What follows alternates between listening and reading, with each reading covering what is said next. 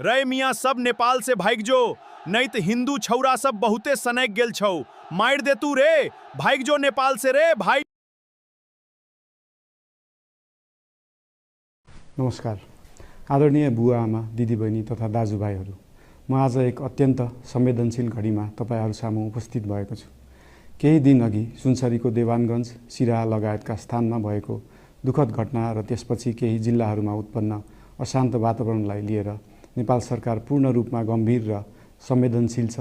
यस दुःखद घटनामा परि निधन हुनुभएका हाम्रा नागरिकहरू जयप्रकाश मेहता, ओम प्रकाश मेहता र गणेश यादवप्रति म भावपूर्ण श्रद्धाञ्जली अर्पण गर्दछु। साथै शोक सन्तप्त परिवारजनहरूमा नेपाल सरकारका तर्फबाट गहिरो संवेदना व्यक्त गर्दछु। घटनामा परि घाइते हुनुभएका सम्पूर्ण नागरिकहरूको शीघ्र स्वास्थ्य लाभको कामना गर्दछु। घाइतेहरूको उपचारमा कुनै पनि प्रकारको कमी वा ढिलाइ हुन नदिन सम्बन्धित स्वास्थ्य निकायहरूलाई स्पष्ट निर्देशन दिइसकिएको छ। घटना भए लगत्तै सबै सुरक्षा निकायहरूले तत्काल घटनास्थलमा पुगेर परिस्थितिलाई सामान्य बनाउने, थप अप्रिय घटना हुन नदिने र शान्ति सुरक्षा कायम गर्ने प्रयास निरन्तर गरिरहेका छन्। घटनाको निष्पक्ष छानबिन गरी दोषीलाई कडा कानुनी कारबाही गर्न गृह मन्त्रालयले छानबिन समिति गठन गरिसकेको छ। म सबैमा विश्वास दिलाउन चाहन्छु कि यो छानबिन पूर्ण रूपमा निष्पक्ष र पारदर्शी हुनेछ। घटनामा संलग्न दोषी जो कोही भए पनि कानुनी दायरामा ल्याउन सरकार प्रतिबद्ध छ। अवस्था थप नबिग्रियोस्, कुनै पनि नागरिकको जनधनको क्षति हुन नपाओस् र स्थानीय स्तरमा विश्वासको वातावरण बनोस् भन्नका लागि नेपाल सरकार निरन्तर क्रियाशील छ। परिस्थिति सामान्यीकरण गर्न केन्द्र स्तरमा सर्वदलीय बैठक आह्वान गरी गहन छलफल गरिएको छ।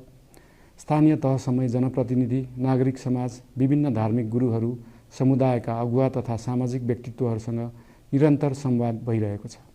स्थानीय स्थितिको प्रत्यक्ष अनुगमन गर्न, पीडित पक्षसँग संवाद गर्न र शान्ति सुरक्षालाई थप सुदृढ बनाउन गृहमन्त्री स्वयं सो स्थानमा पुगिसक्नु भएको छ। साथै देशको समग्र शान्ति सुरक्षाको अवस्थाबारे गम्भीर समीक्षा गर्न राष्ट्रिय सुरक्षा परिषदको बैठक बसी परिस्थिति अनुसारका आवश्यक निर्णयहरू समेत गरिसकिएको छ। यस्तो संवेदनशील घडीमा सामाजिक सञ्जाल वा अन्य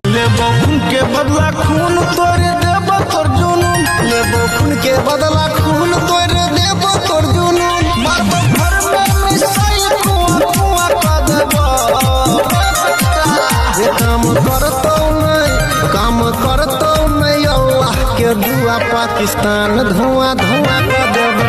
काम करतो नहीं अल्लाह के दुआ पाकिस्तान धुआं धुआं कर देबो।